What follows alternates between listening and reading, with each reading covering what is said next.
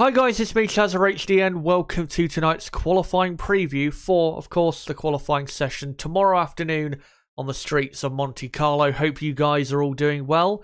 Of course, earlier today I was live to watch along and basically commentate on Practice 2, which was a fun practice session. Looked nice and close throughout the field, and I think we're definitely going to get a very exciting qualifying tomorrow. And if you look at the season so far, qualifying has normally been more exciting than the race itself.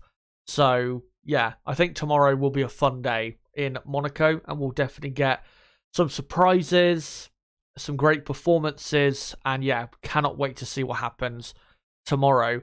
But of course, in this preview, what I'm going to be doing is looking at what happened in Practice 2, the most relevant session we've had so far, and looking through all the data and determining who, in my view, in terms of the teams, are the quicker teams compared to the slower teams. And obviously, I'll be giving my top 10 qualifying prediction, my final top 10 qualifying prediction before the session tomorrow. So, yeah, we'll be doing that. And of course, I'll be going through all the teams individually and explaining in a bit more detail why I think they'll end up in the positions that I have them finishing up in, and how I think their pace is generally looking after the two practice sessions today on this very hot Friday. Hope you guys are doing well, by the way, no matter what time time zone you're in or what part of the world you're watching from. Hope you're all doing well. And yeah, make sure in the live chat to post, of course, what do you think will happen in qualifying tomorrow? And let me know for all the teams and drivers how you think they'll all get on in qualifying. One thing I will do quickly, though, is I will just quickly start a poll to ask you guys, of course, who do you think will get pole position for the Monaco Grand Prix? So let me just quickly set that up before we properly get going into this. Who do you think will get pole for the Monaco Grand Prix? And the options, of course, will be Verstappen, Leclerc, Sainz, and Alonso. I'm going to go for the options because so far looks as though those are the top four drivers that will probably contend for pole position. So there you go. Let me know in that poll, who do you think will get pole position? Of course, I'll let you know very, very soon. But yeah, that's the plan for, of course, this qualifying preview that we normally do. And yeah, let's just get straight into it. And we'll start with the results of Practice 2. So Max Verstappen ended up top with obviously the quickest time of the weekend so far, a 1 minute 12.4.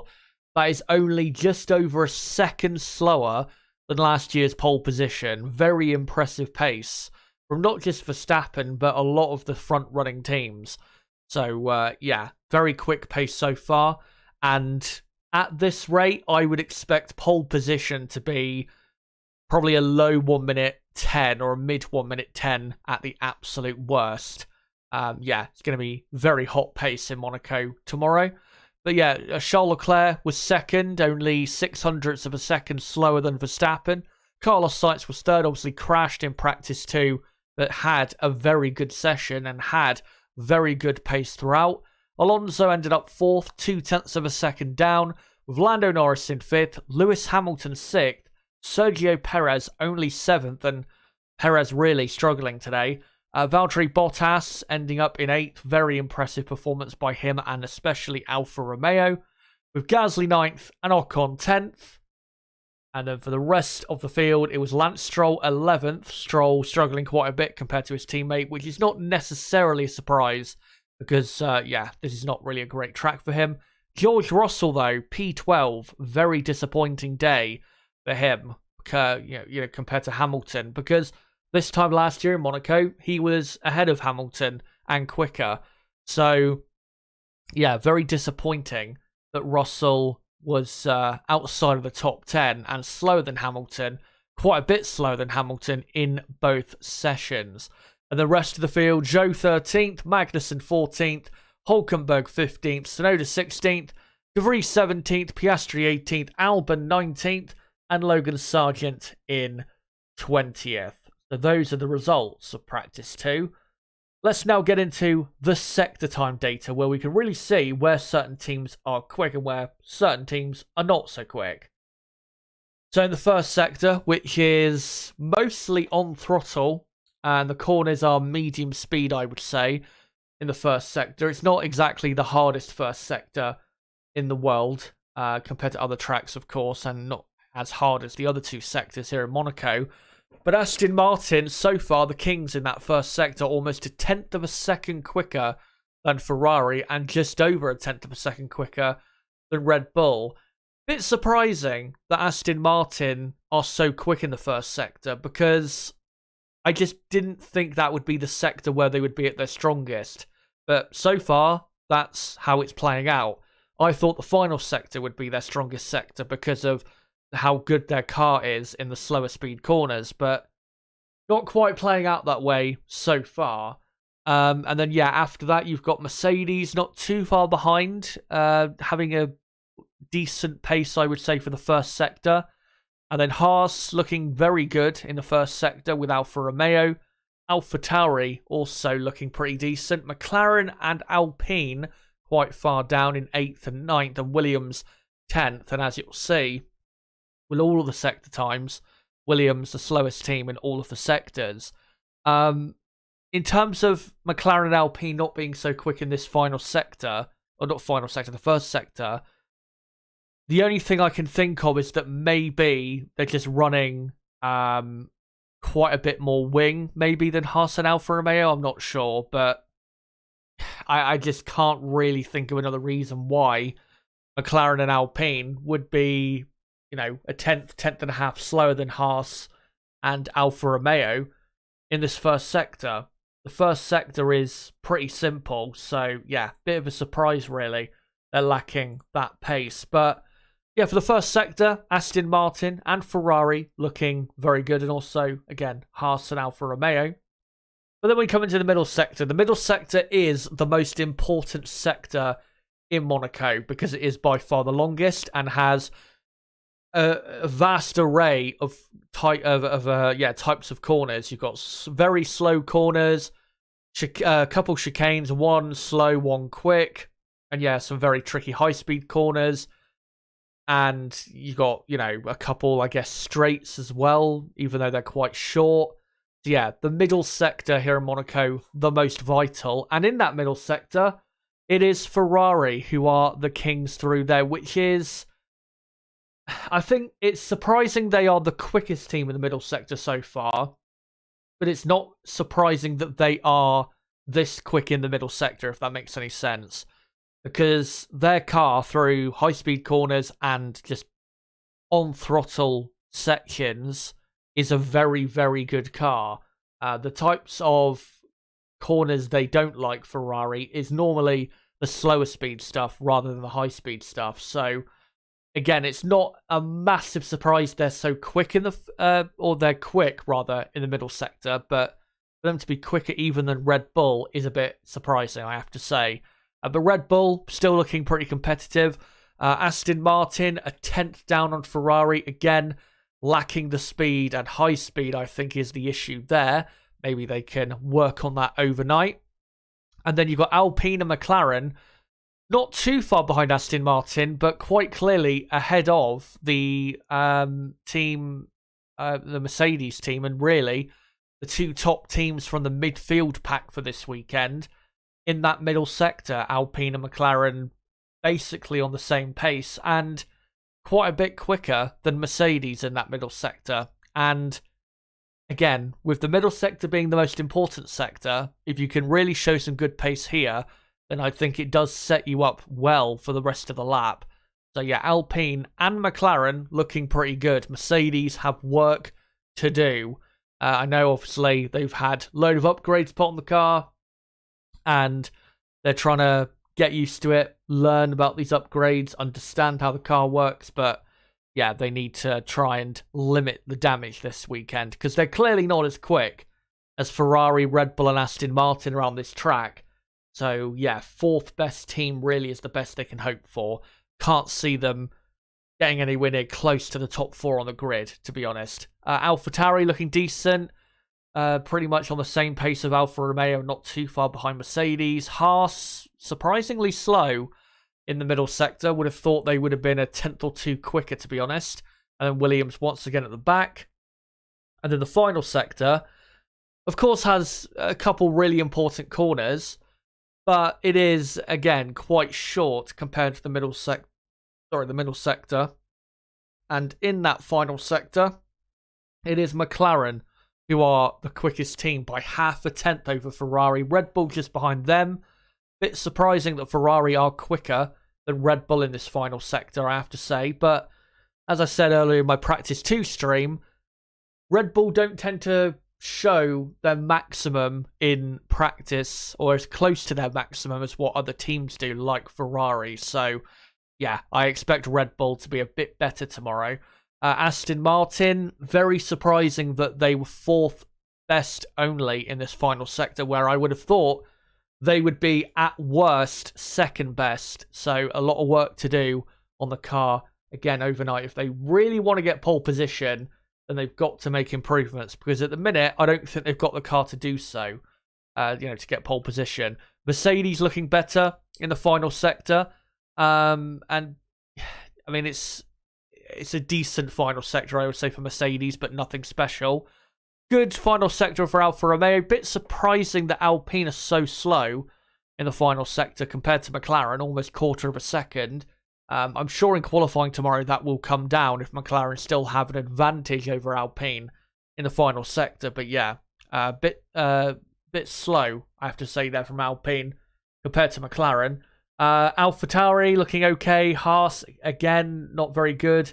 And Williams, once again, at the very back. So, for all of these sectors, I would say we've not got a full picture as to what the pecking order is, but I think we've got most of it, I would say, at the minute. So, and this is obviously, in my view, I'm sure it's going to be not totally correct tomorrow. At least I hope it's not correct tomorrow, because I would like to be surprised.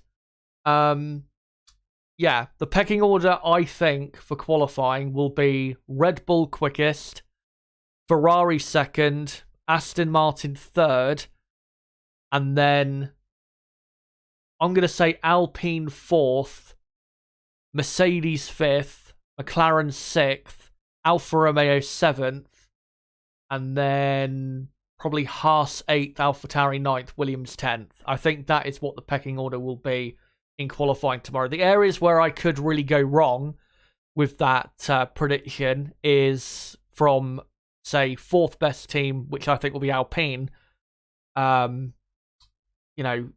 down to Alfa Romeo, who I think will be the 7th best team. That area, 4th, 5th, 6th, and 7th, in the top 10 team pecking order, is, that's the area where it could be quite a bit different from what I'm saying. But that's how I see it going into qualifying. And let's get into my final prediction going into qualifying tomorrow.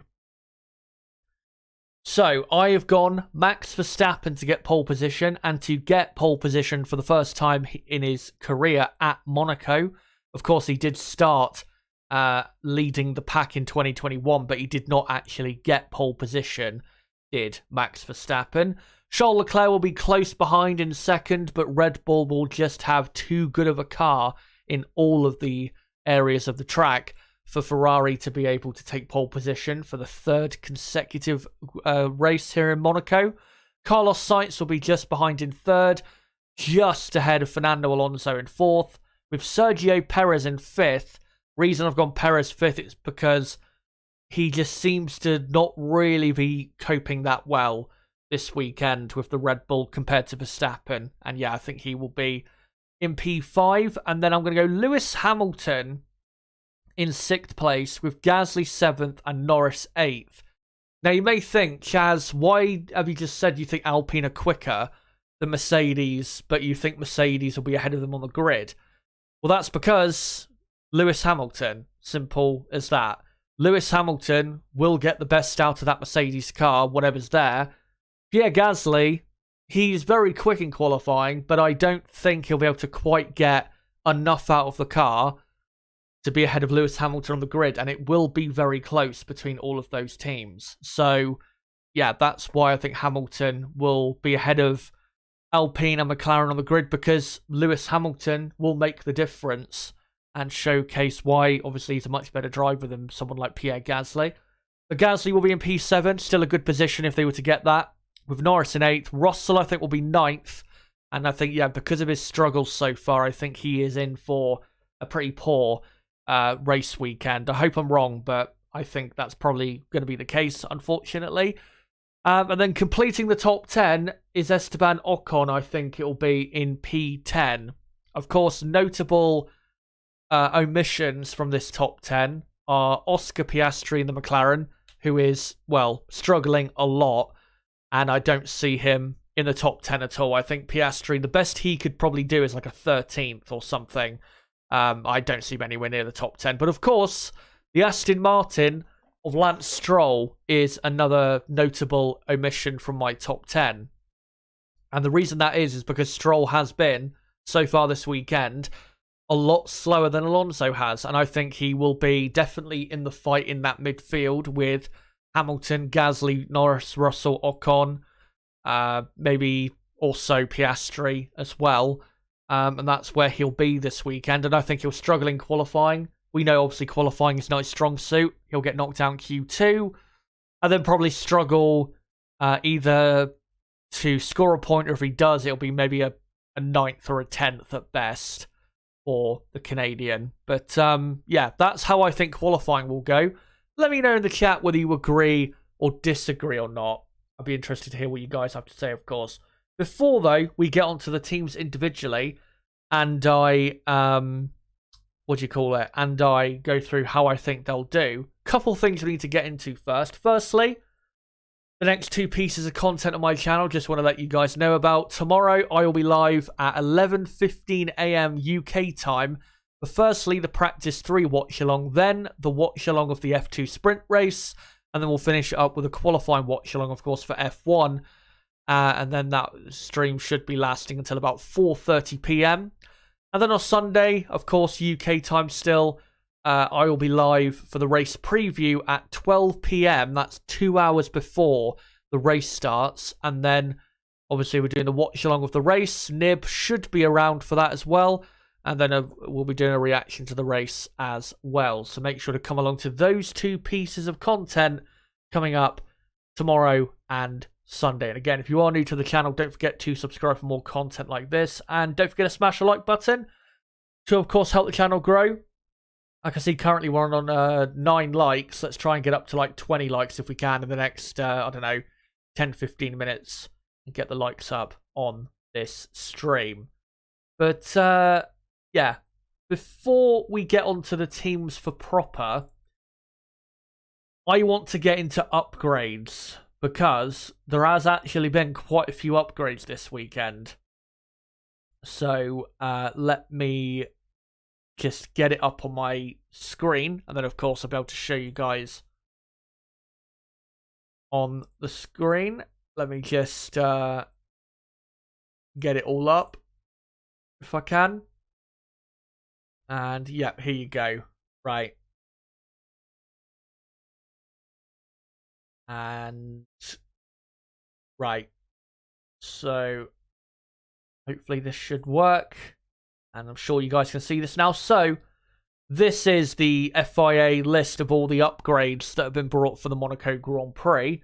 And we'll go through team by team. So for Red Bull here, only a circuit-specific upgrade, a new rear wing, and a front suspension, I think, for reliability reasons. And yeah, to allow the steering wheel lock required in Monaco. So not really an upgrade there for Red Bull. Pay attention, though. You see this diagram, and you see the circles here. Now, those circles, what those are for is to illustrate the area of the car where the upgrade for each team has taken place. Of course, a Red Bull, you can see, yeah, rear wing, and then they've circled the front suspension parts here. When we move on to the other teams, you'll see those circles move to different places depending on where those new upgrades for certain teams have taking place. So here is Ferrari. So the only performance upgrade, which is not circuit specific, is a new rear corner and what is it, updated, can't quite see that, RBD furniture, is it, or RBO, I'm not sure. Brake cooling inlet and suspension fairings. And yeah, you can see, I think, like a circle, yeah, here, the red circle there, just showing the area where that upgrade is happening for Ferrari. So it's not really anything massive. It's, it's really just for cooling. And here is the Mercedes one. Of course, we went through it on screen yesterday, the visuals of the new upgrade. Here is the actual list, though. So, yeah, new front suspension, we saw that yesterday. Top wishbone, forward leg inboard pickup lifted.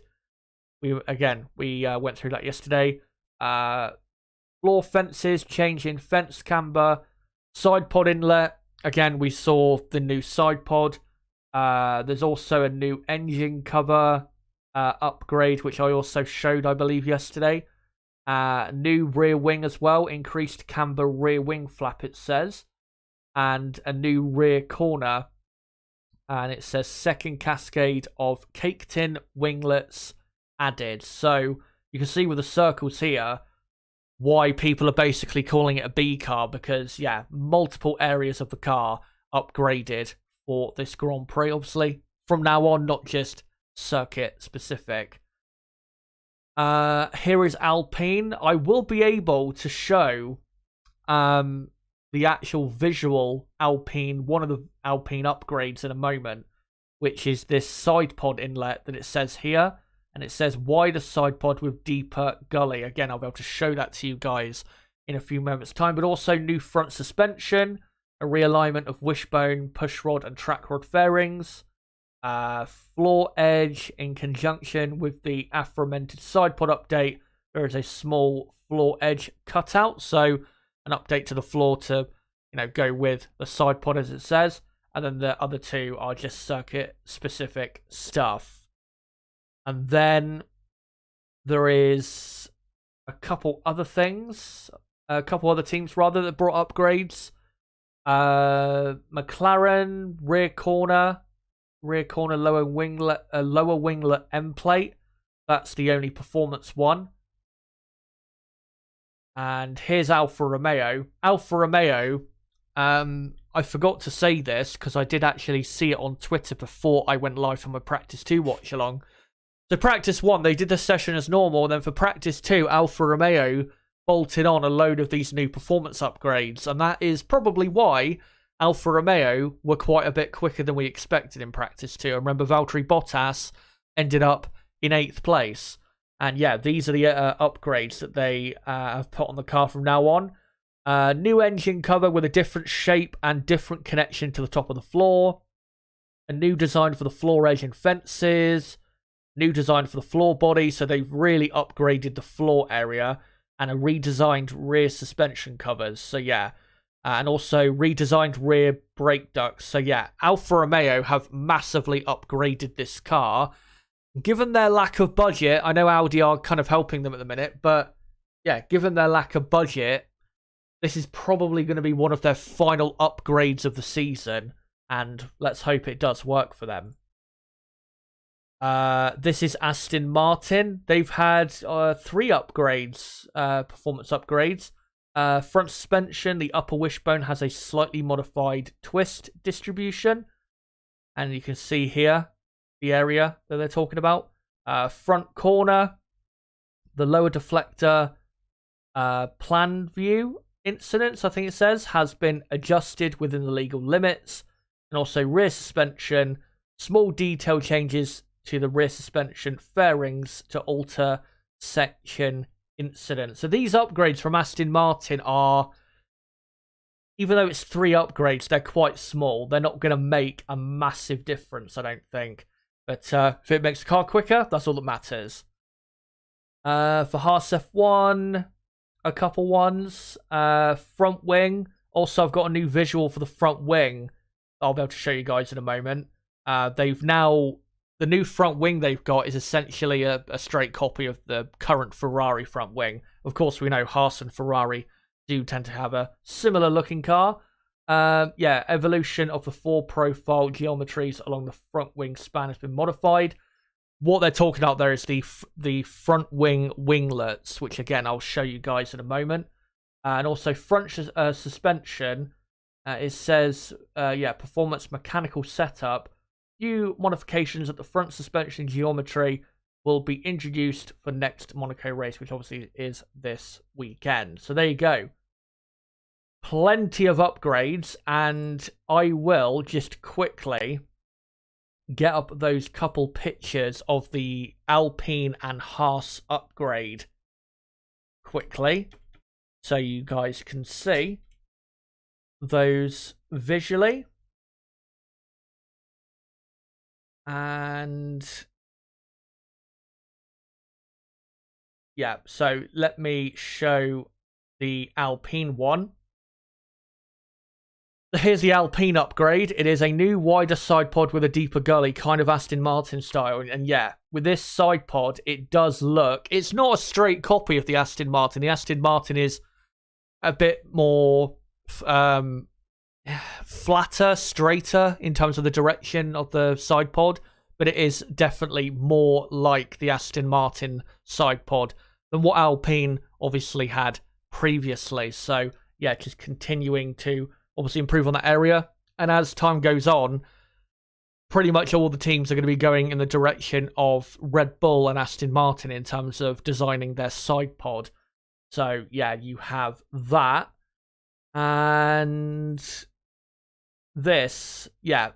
So Haas has got the new front wing below with Ferrari style deflectors. And I think on the top here is the old front wing. And you can see the deflectors. If you can see my mouse here, then not really on it. But on the bottom one, they're all across it. So yeah, the bottom one is the new front wing there. Of course, for the Haas F1 team. Now, these upgrades probably won't show themselves in terms of boosting the respective team's performance probably until the next Grand Prix in Spain rather than this race. So don't be expecting these upgrades to work immediately. Maybe they'll, make a slight difference here in Monaco of a tenth or so, but I think, again, in Barcelona, you'll see a much bigger... or Barcelona will be a much bigger indicator as to whether those upgrades have worked or not. Yeah, we'll look out to see what happens in Barcelona. Anyway, let's get on to the teams, and let's get into firstly the top teams and how I think they'll get on. We'll start with, not them, with Red Bull Racing. And yeah, it was looking for a moment like Ferrari maybe had the quickest car. I mean, if you look at all of the sectors and put all the drivers' best sectors together, I think Carlos Sainz had the best projected lap time out of anyone. But given, again, like I said earlier in my practice stream, given how Red Bull don't tend to be very quick or at their quickest on a Friday compared to other teams, for them to actually end practice 2 quickest, I think it shows that they still are going to have the best car. And I think as long as Max Verstappen absolutely gets obviously the best out of the car, but if he, stays consistent, doesn't do what he did in Miami, which is make a key mistake at the start of Q3 and put himself under pressure, he bangs in a good lap early, then I just don't see the other teams being able to get close enough to get pole position. Red Bull, I don't think will get the front row. I don't think they're quite that quick this weekend, but I think at least with Max Verstappen, I think they have just too good of a car. And the key is, with Red Bull, the reason they, for me, still have the best car here in Monaco for quali is because they have a consistently very good car in all parts of the track. When with Ferrari and Aston Martin, they're good in some parts of the track or most parts of the track, but not quite good enough in all parts of the track. And that's the difference between Red Bull, Ferrari, and Aston Martin. And that's why Red Bull will get pole position. This man on screen, Sergio Perez, seems to be struggling at the minute. If he can somehow tap into the type of performance he had in Monaco last year, then there's no reason why he can't get pole position. But most likely, I think it'll be Max Verstappen on pole position for Red Bull. And as long as the two drivers get the best out of the car and, don't make any silly mistakes at the wrong time, they should be fine to get pole position in Monaco. Next up is the Ferrari team. I was also going to say with Red Bull, they haven't actually had pole position here in Monaco since 2018. So it would be first time in quite a while since their last pole position in Monaco. Ferrari, of course, they've had pole the last 2 years here in Monaco. And they definitely can get pole for a third consecutive year. But is their car truly good enough? And are their drivers consistently quick enough without making mistakes? That's the key. Without making mistakes, can they bring it all together to beat Verstappen and Red Bull and get pole position? I'm not sure they can. Charles Leclerc, thankfully, in the end, his own performance was able to get ahead of Carlos Sainz.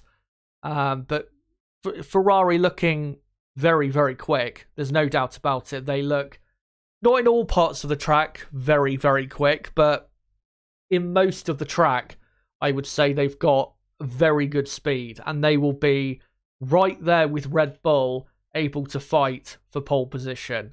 But again, whether Ferrari will be able to bring together all of the things you need to secure pole position at Monaco is, remains to be seen. And I, personally just don't think they'll be able to do so, because I think Red Bull are just too consistently good.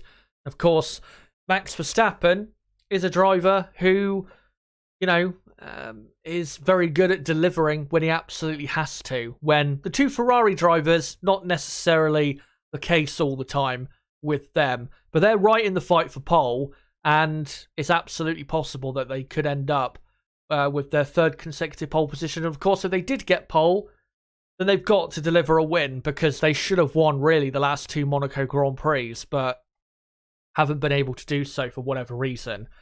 So Ferrari definitely can get pole, but I think in the end, Red Bull and Verstappen as a combo will just be too good at the end of the day. Let's quickly, though, before we go on to the final team that could get pole position in Monaco, let's dip into, I guess you'd have to say, the midfield and go to Mercedes. And yes, despite their upgrades, Mercedes are, this weekend, a midfield team. They are not fighting for pole position. Red Bull, Ferrari, and Aston Martin are all quicker than them. There is zero doubt in my mind. And I think if you were to ask Mercedes, honestly, where they think they are for this weekend, I think they would probably agree that they are, at best, the fourth best team in Monaco. And really, we'll have to fight quite hard to be the fourth best team, because Alpine are looking good. Alfa Romeo look pretty decent. McLaren look decent as well. Obviously, Norris and Bottas, we know in qualifying how quick they can be for their respective teams. And also, Gasly and Ocon. So, Mercedes are under pressure, quite a bit of pressure here in Monaco. Practice 1 looked okay for them with Lewis Hamilton up in third, but practice 2 really showed the big difference between Mercedes and this weekend, the top 3 teams in this Grand Prix weekend of Red Bull, Ferrari, Aston Martin. We can't really say at the minute that Mercedes have shown any improvement on what we saw, 3 weeks ago in Miami. Again, I don't think these upgrades are really going to help their car be noticeably better here than it will be, say, next weekend in Barcelona, where I think these upgrades will perform much better rather than this track.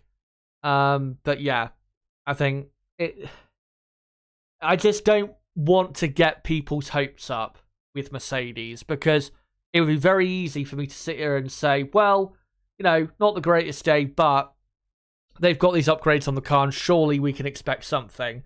I don't think we can quite sit here and, say that. So, yeah, Mercedes, they are fighting for best of the rest, unfortunately.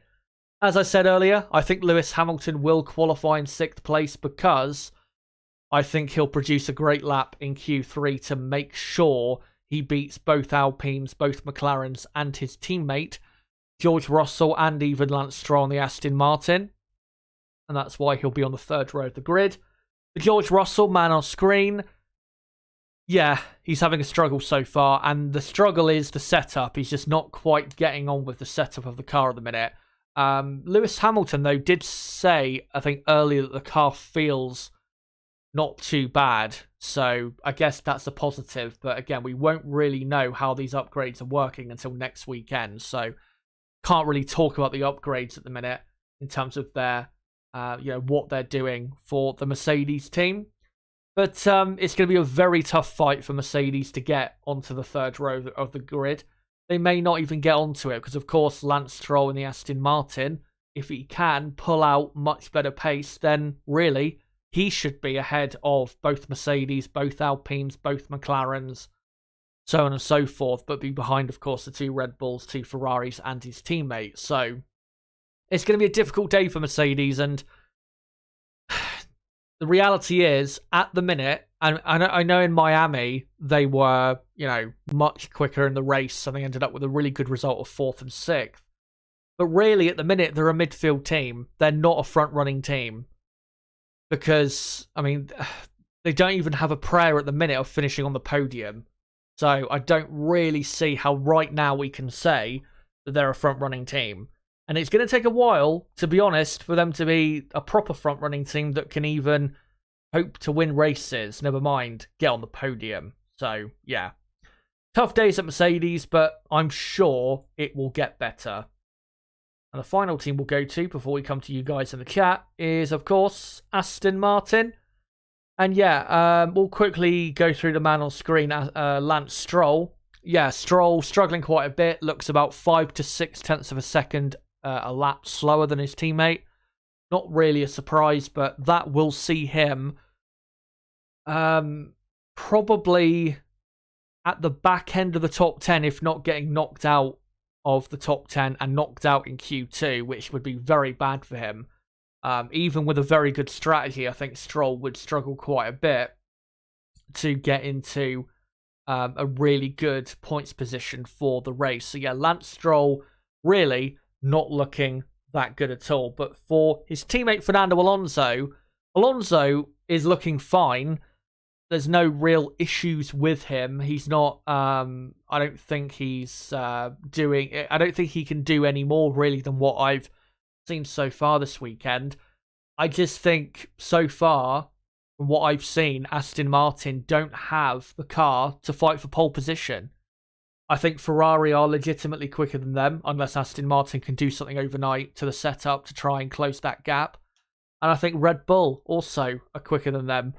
Aston Martin just don't have a good qualifying car to be able to fight for, first, second, and at times even third.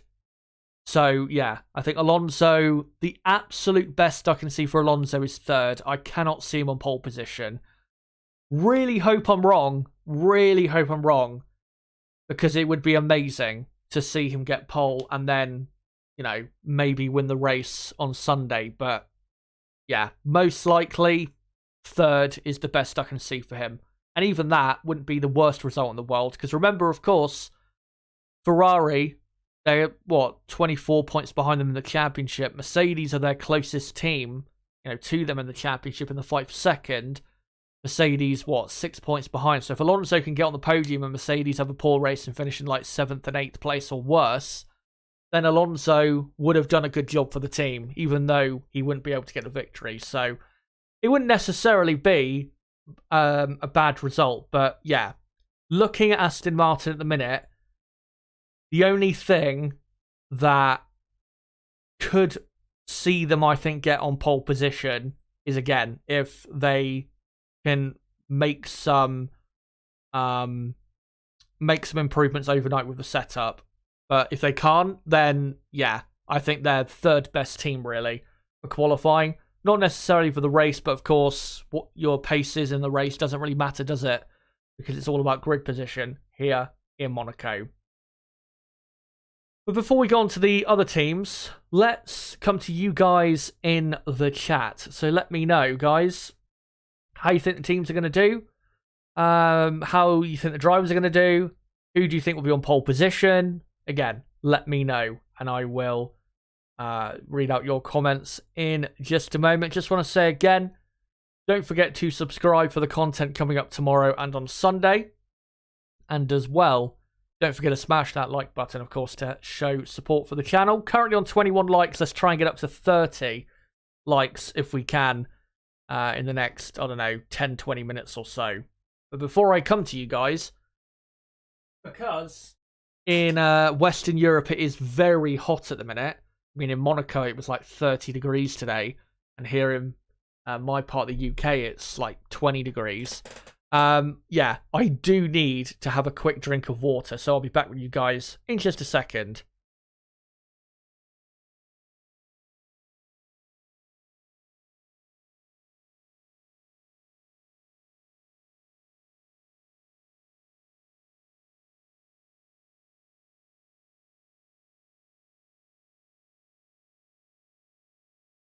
Alright, so let's have a read through what you guys are saying. Hello to you all.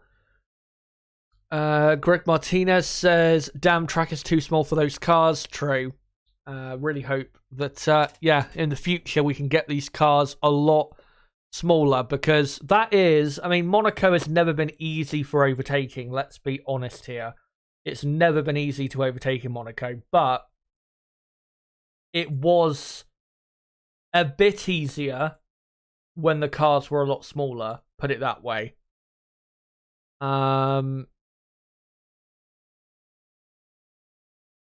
Bristol Racing says, don't count Alonso Martin racing out. And also says, Formula E managed to have 144 overtakes around here 2 weeks ago. They're 1.7 meter cars and they're designed for gimmicky racing, but still at Monaco. Right, let's, yeah. The thing is, though, I think, don't they have a different layout as well for the Formula E race, which kind of helps for the extra overtaking? I mean, I know their cars are built more for, for racing rather than these cars, but yeah, I think that does help as well. The alternate track layout that they have.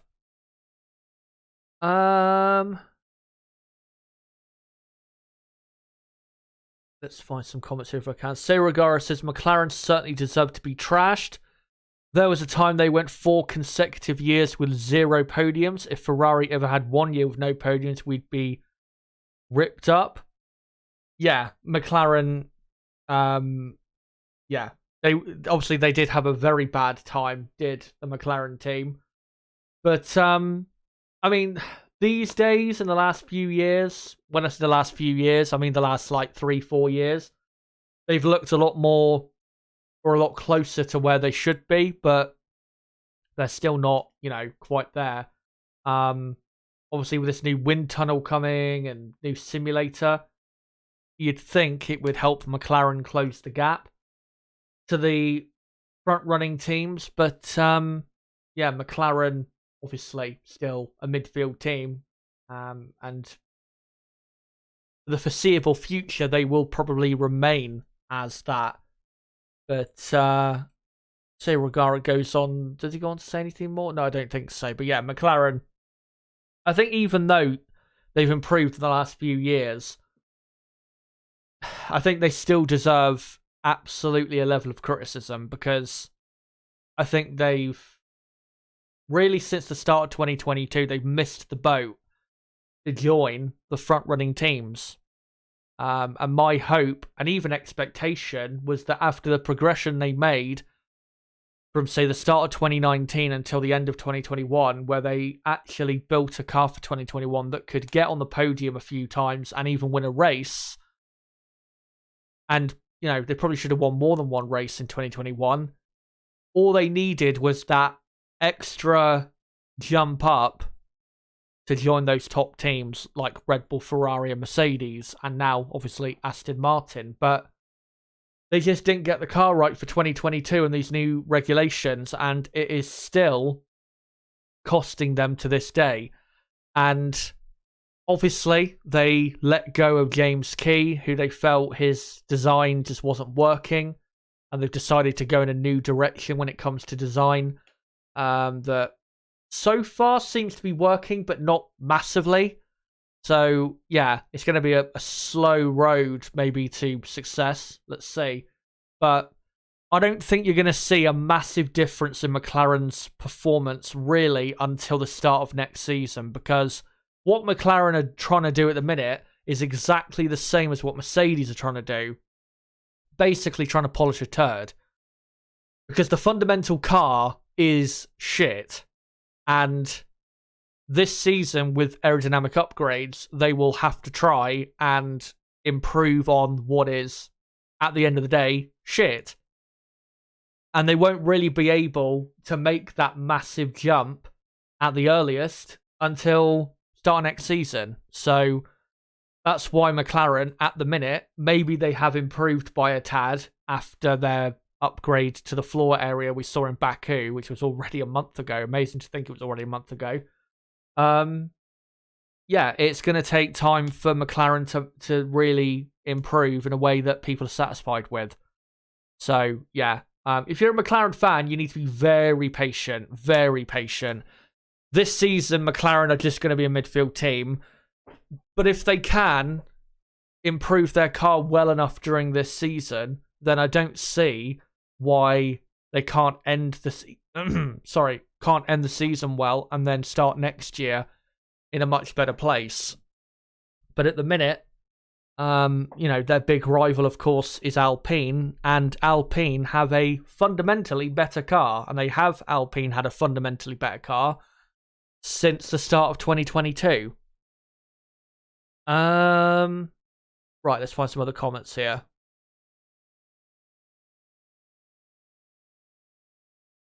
If Alonso don't have pole, he must do overcut in the race.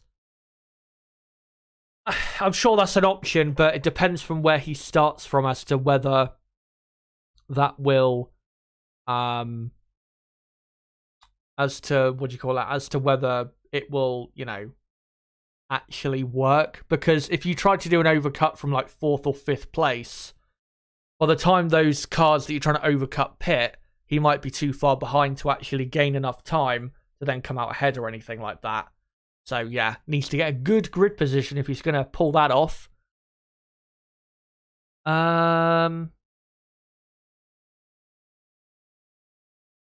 Blade Rise, good to see you, mate. Says, I'm going to go with Leclerc, Verstappen, Sainz, Perez, Alonso, Hamilton, Russell, Ocon, Norris, Gasly for the top 10. Or is it top 10? Yeah, I think it is top 10. Yeah, it is. And no Stroll in your top 10, which, again, understandable.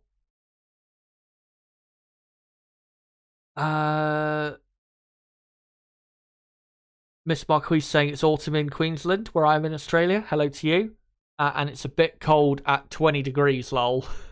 I know you Australians are used to 30 plus quite a lot, but yeah, here in the UK, that's like unacceptable levels of heat. I mean, I think a lot of British people can't even cope with like 25 degrees plus, so 30 plus is, yeah, way too much. I mean, I remember it was like middle of July and also middle of August or start of August as well, last year, where we had the most unbelievable heat wave I've ever experienced in the UK.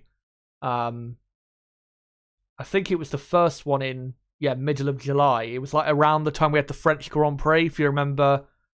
There was loads of wildfires, I think, in the south of France, where obviously the French Grand Prix was taking place, and it was a talking point for that as well. But, yeah, here in the UK, it was like 35, 36 degrees Celsius. It was unbelievable. I remember I went to, because I used to have a part-time job that I did, alongside this, to just give me something to do obviously to earn money. But I remember going to it one day during that heat wave, and I couldn't actually breathe. There was no air to breathe. It was just heat everywhere. And I, just struggled so much, and took a few days at the very least to get used to. But I wouldn't be surprised if we have another rip-roaring summer. Right, let's find some other comments here if I can. Paulie says, based on information, you're probably close, but some drivers under pressure / pushing could hit a wall and shake the order up. True, it definitely could have an effect. Drivers crashing and that, and obviously red flags coming out at the wrong time or the right time for others definitely shakes things up. So could be wise to post a time quickly, especially in Q2 and Q3. Yeah, really, if I was a team boss for one of the teams, I'd be saying to my drivers, make sure your first lap in qualifying 1, 2, or 3 is your best. Don't be doing a banker lap. Just go out there and put in the absolute maximum lap you can, so that you're not under pressure for the second, third, fourth lap or whatever, because it is a massive risk. I mean, we even saw that in Miami, where obviously Verstappen did not do a good first run, and then Leclerc causing the red flag screwed him over. I mean, he still won the race, but obviously would have preferred starting on pole. Crystal Racing says, Alpine is a mess. Laurent Rossi and Otmar are not the men to take that team forward since 2014. It's been 8th, 6th, 9th, 6th, 4th, 5th, 5th, 5th, 4th. No top 3 finish since 2007. Yeah. Obviously, in terms of it being supported properly by Renault, it's been since 2016. With the Enstone-based team. And yeah, I fully agree with you. I mean, in 2020, for example, Renault had a driver in Daniel Ricciardo who was performing probably at his absolute peak, and he was, he was one of the best drivers in the world in 2020. The only drivers that season that were better than him were probably Hamilton and Verstappen. I don't think there was anyone else really that were better than him that season. And he was regularly scoring big points for Renault. And there were quite a few races where Renault was super quick, yet all they could deliver was 5th. And I think Renault that year under-delivered so just massively. I think Renault that year probably should have been finishing in 3rd rather than 5th. I know Racing Point had the quicker car in that 3-way fight for 3rd in 2020, but given how they just couldn't execute the results that they should have been getting, and obviously had their points deduction, Perez missed a couple races because of COVID, Stroll missed a race, I think, because of COVID. With that happening, and with Renault being faster than McLaren in 2020, Renault should have taken advantage of that, and they didn't. And ended up 5th. And then 2021, they were lucky probably to finish 5th because they weren't quicker than AlphaTauri, who finished just behind them. Last year was a good year. They did the absolute best they could. But, yeah. It's just... I mean, maybe not... I wouldn't say they've been as close to being a top team as McLaren have. But it just feels with Alpine, they just lack the absolute key right things to be able to make that jump from midfield to front running team.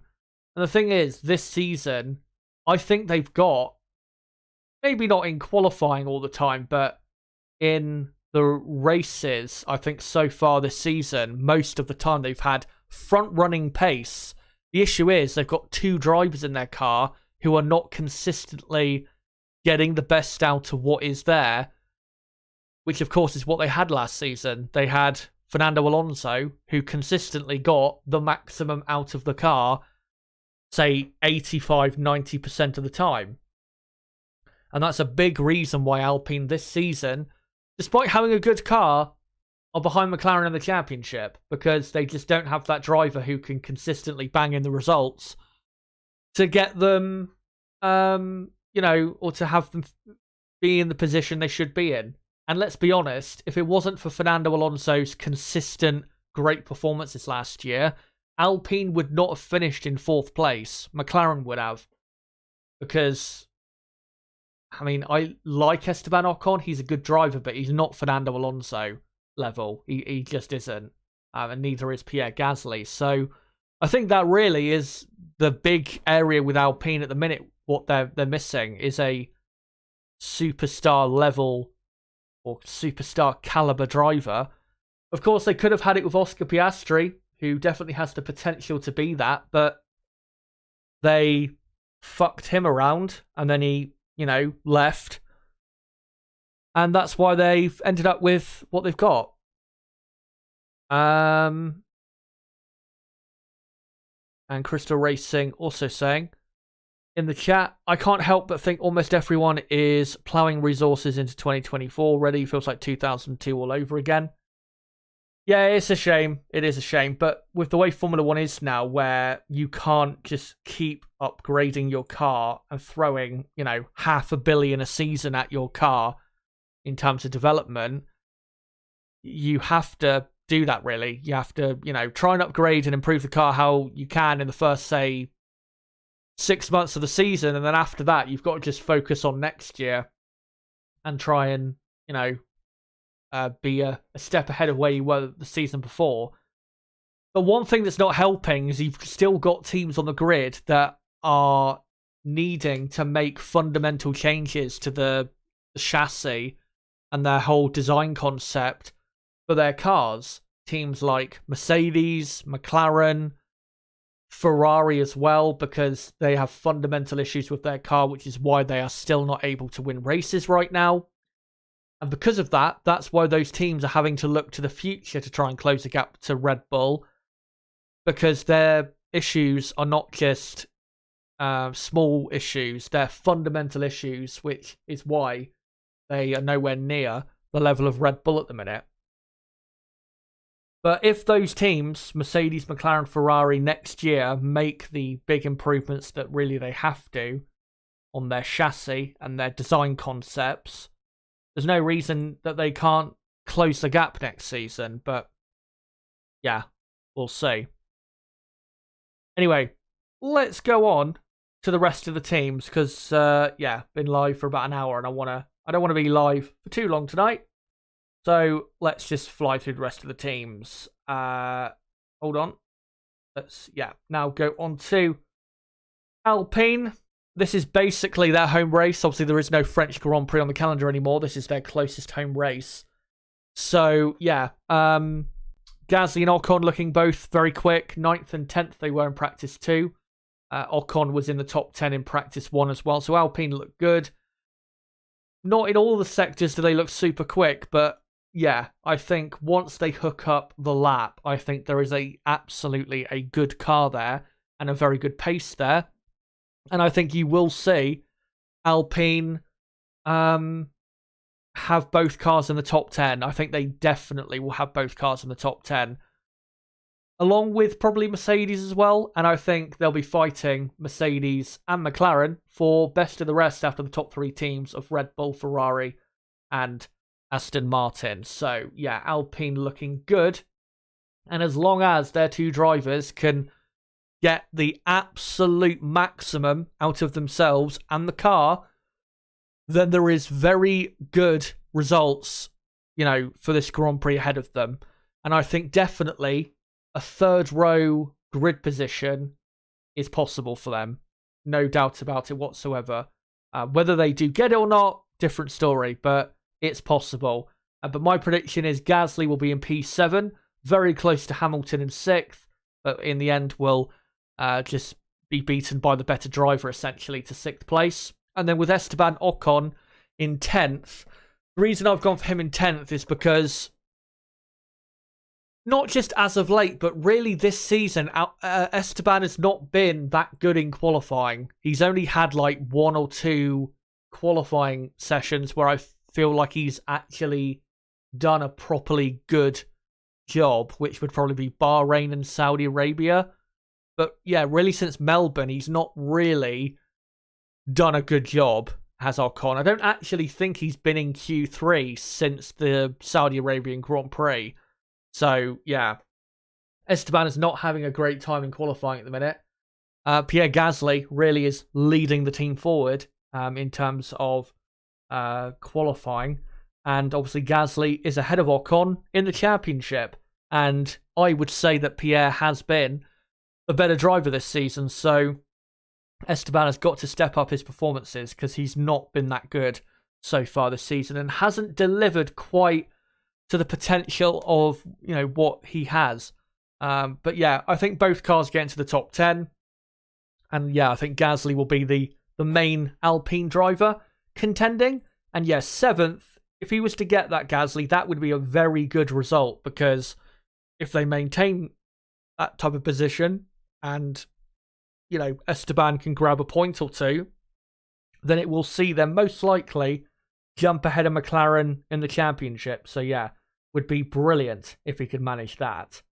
And talking of McLaren, let's go on to them now, of course.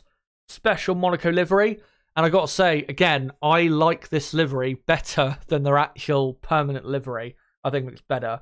It's really nice looking, especially under the sunshine. Yeah, McLaren look okay, I would say. Lando Norris obviously 5th in practice 2. Sounds a lot better than I think their pace actually is. I don't think they're going to be quite that quick in qualifying. Also, let's remember, in Miami, Norris was, 6th, I think? Or 7th in practice 2. And then in qualifying, both McLarens were knocked out in Q1. So be careful with your expectations when it comes to them, because I don't think that type of performance that they had in Miami, bad performance obviously, is that far away. Because again, fundamentally, like I said a few minutes ago, this McLaren car is fundamentally not a good car. They're just trying to improve on what is a bad car. And I think because of that, it will make their lives harder this weekend. And the only hope for McLaren is that Lando Norris pulls out an absolutely incredible lap that can see him, somehow get onto the 3rd or 4th row of the grid. Or even, to be honest, even if he just got into the top 10, that wouldn't be the worst result in the world for the McLaren team. But I don't think they're on the pace of Alpine. I think Alpine are definitely quicker than them this weekend. Mercedes as well, probably quicker than them, but I think Norris, if Russell is still struggling with his, car setup, I think Norris has a good chance to split those two cars. Obviously, in a moment, we'll go on to Alfa Romeo and how they're looking, because they might be a bit of a dark horse, but I think Norris will get into the top 10, and I think if he does finish up where I think he will, 8th place, that's a good result, because if he finishes there in the race, which he most likely will, that's a good few points for McLaren to take home and to try and build on for the next few races. For Oscar Piastri, he looks really slow.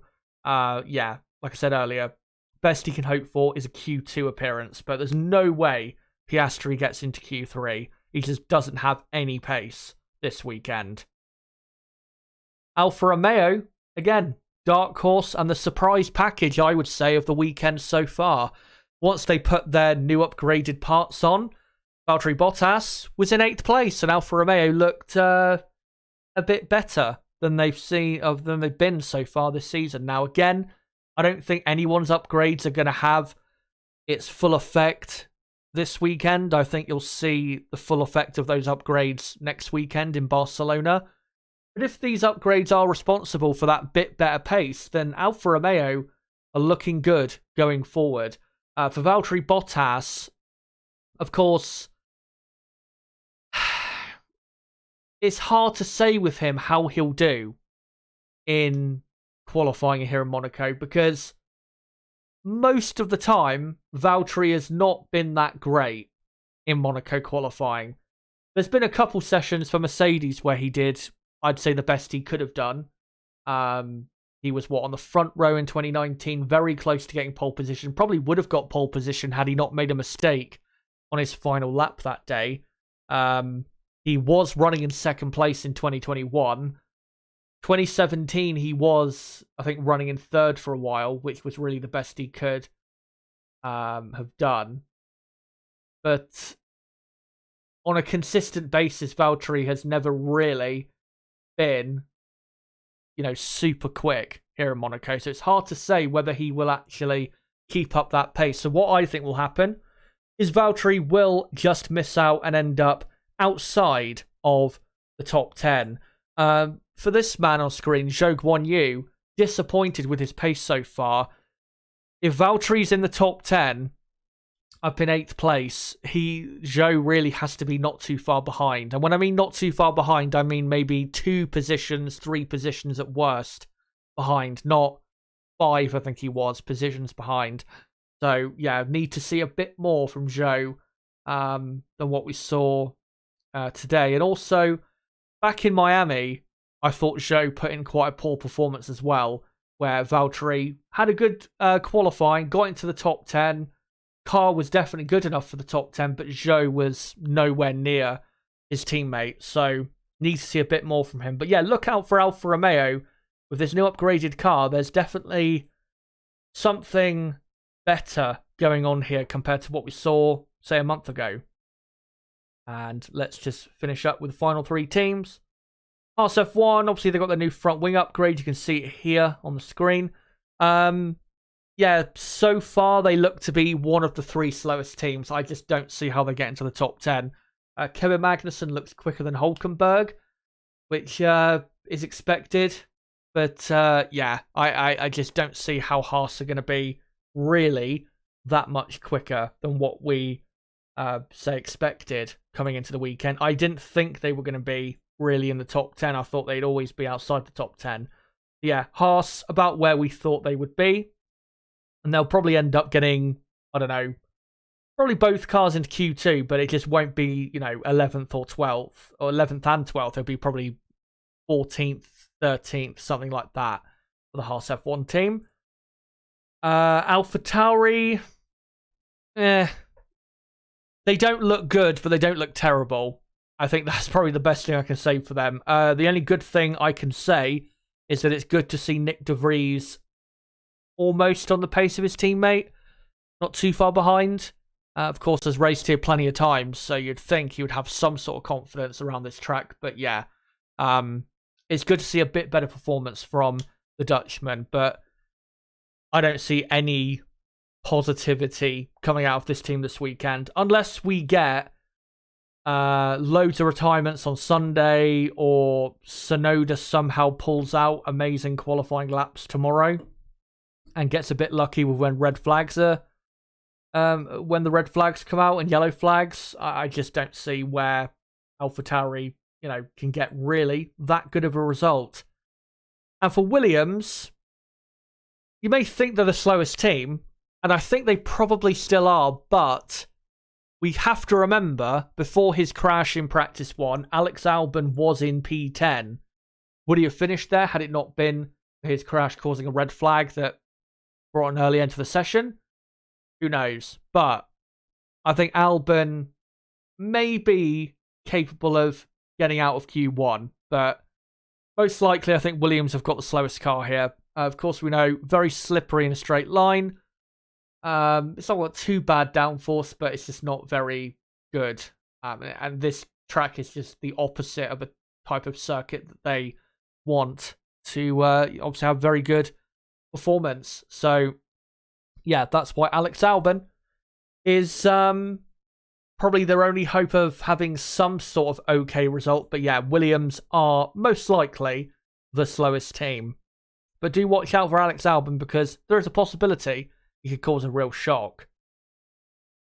But there you go, guys. That is your qualifying preview for the Monaco Grand Prix. And before I go, let me end the poll in chat where I asked you guys, who do you think will get pole for the Monaco Grand Prix? You guys responded by voting for Max Verstappen as your number 1 with 41% of the vote. Leclerc second, 28% of the vote. Sainz third, 16% of the vote. Alonso fourth, 14% of the vote. So, yeah, there you go. Max Verstappen, you think will get pole? I agree. I think he'll be just too good in the end. Again, a reminder of the schedule going forward. Tomorrow, I'll be live at 11:15 a.m. UK time for firstly the Practice 3 watch along. Then we'll be watching along the F2 sprint race and then watching along F1 qualifying. And then on Sunday, I'll be live at 12 p.m. to build up to the race, then do a race watch along with Nib, and then a reaction to the race as well for, a 30 to 45 minute period after the conclusion of the Monaco Grand Prix. So make sure to join me for all of that tomorrow and on Sunday. Don't forget to subscribe for that content coming up. Before you go, guys, make sure to smash the like button. Obviously, it does help the channel grow. And as well, don't forget to follow me on Twitter at ChazHD5 and join my Discord server, link below in the description or in the chat. Not sure exactly where, but yeah, there will be a link either or. And yeah, if you want to join our growing community, make sure to join that Discord server. But guys, until qualifying day in Monaco, and tomorrow morning we'll be kicking it off with Practice 3, it has been me, Chazza HD. Goodbye.